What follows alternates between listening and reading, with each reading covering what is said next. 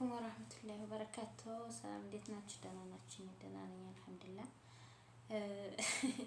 እኔ የምለው ማለት ነው ይሄ እነዚህ የግሪስ ፋሚሊዎች ቀን ቀን ይጣላሉ፣ ማታ ማታ አንድ ላይ ይሆናሉ ማለት ነው። አይታችኋል? ዛሬ እነ እዩ እነ ካሊድን ሲደበድቧቸው ነበር ማለት ነው። እነ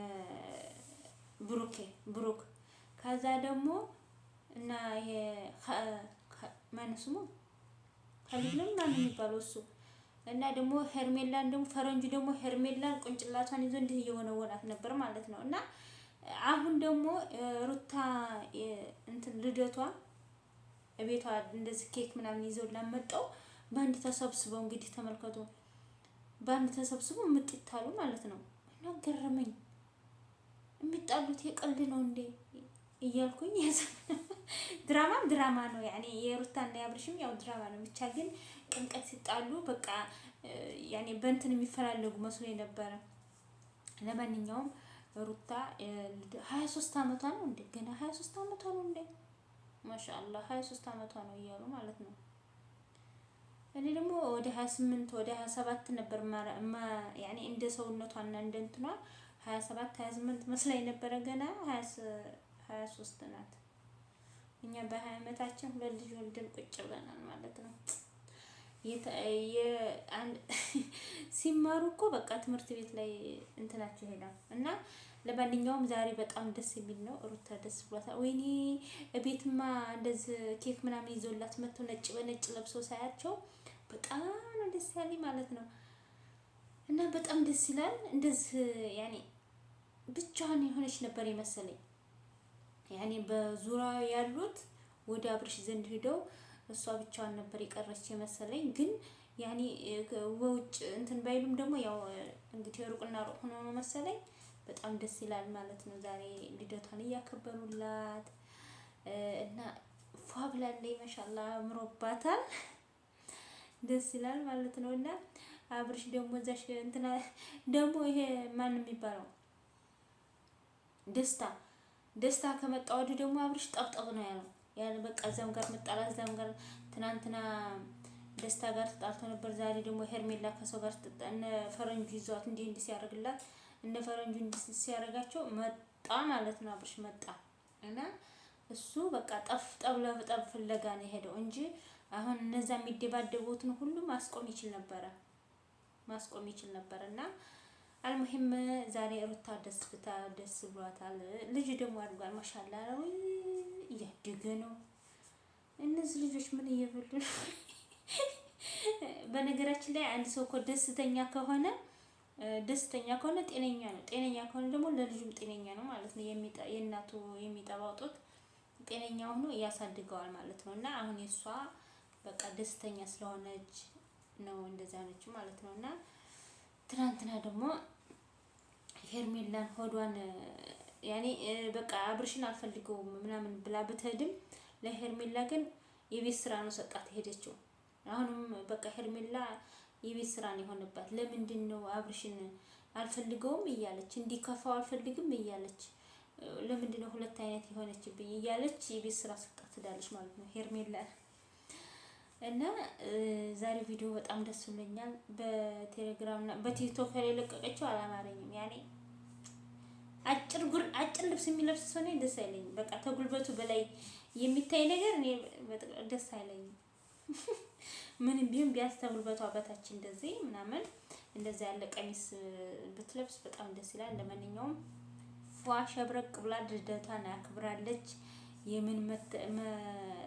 ምንድነው ተክስ የምን ማዘን ነው? ባሏ የሄደባት ባሏን የተቀማች አትመስል፣ መጫት አትመስል። ውይ በቃ ከሷማ ብዙ ትምህርት ይወሰዳል። አንድ ሴት ልጅ ወለድኩ ብላ አለመጨናነቅ፣ ባሌ ሄደብኝ ብላ አለመጨናነቅ። በቃ ግን አሁን እሷ ስለምንም አልቆጠረችው። አብርሽ ሄርሜላ ቀማች ብላ አብርሽ እዛ ጋር ሄደ ብላ ምንም አልመሰላትም ማለት ነው። በቃ ህይወቷን እየመራች ነው ደስተኛ ሆና ማለት ነው። እንጂ እሱ ማነው ደስታንም ቢሆን ፈልገው አይደለም እኮ ደስታ አሁን ለጊዜው ለአብርሽ ማናደጃ አንዳንድ ነገሮች ደግሞ በቃ አለ አይደለ ለዛ ነው እንጂ ደስታን ራሱ አፍቅረው አይደለም ወደው አይደለም። ግን እሱም ጎበዝ ነው። ይሄን ያክል እየተባበራት ነው። በአብርሽ በኩል ያሉትን እያቃጠላቸው ነው ማለት ነው። እየተናደዱ ነው። ምክንያቱም እሱም ሩታን አለቅም፣ ሩታም ደግሞ እሱ እንዳትነኩ ስትላቸው በጣም ተናዷል ማለት ነው። እና ዛሬ በጣም ደስ የሚል ነው። በተለይ ቤት ውስጥ ነው ያከበሩላት። ወይ ደስ ሲጨፍሩ ምናምን ነጭ ለብሰው ምናምን።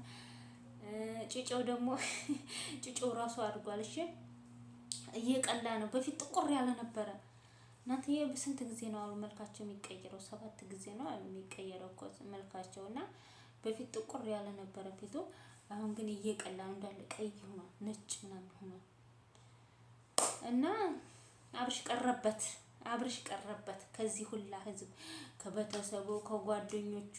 በቃ አሁን አብርሽ ለአንድ ሄርሜላ ብሎ ማለት ነው፣ ለአንድ ሄርሜላ ብሎ እንደዚህ ያመሳቸዋል ማለት ነው። ይታመሳሉ። አሁን ሁላቸውም አንድ ላይ ሆኖ ቢሆን በጣም ደስ ይል ነበረ ማለት ነው። አሁን ሄርሜላ ናት ይሄን ሁሉ ብጥብጥ ያደረገችው። አሁን እሷን ህይወቷ ራሱ ብጥብጥ ያለ ነው የምትኖረው፣ እንደሰጋቸው። ምክንያቱም ሄዶ ልጅ ልይ ብሎ ሲሄድ ወይኔ አብረው አመሹ ወይ አብረው አደሩ ወይ ምናምን እያለች ታስባለች። አንዳንድ ሲገናኙ ደግሞ ምን አረጉ እያለች ታስባለች። በቃ የራስ ምታት ነው የሚሆንባት ሄርሜላ ማለት ነው። ካሁን በኋላ አብርሽ ለሷም አይሆናትም ለሩታም አይሆናትም ማለት ነው። አላ ለሩታ ይሆናል ብሎ ይገናኛሉ። አብርሽ አሁን ደራ ይዞት ነው እንጂ ይቅርታ በቃ ጉልበቷ ስር ወርቆ ይቅርታ ቢላት ሩታ ትቀበሏለች። ግን እሱ በቃ ይቅርታ አላትን ተፈለገ በራሷ በእግሯ ትምጣ እያለ ነው። እሷ ደግሞ ሄርሜላን ይቅርታ እያልክ እንዴት እኔን ይቅርታ አልጠይቀኝም እያለች ነው።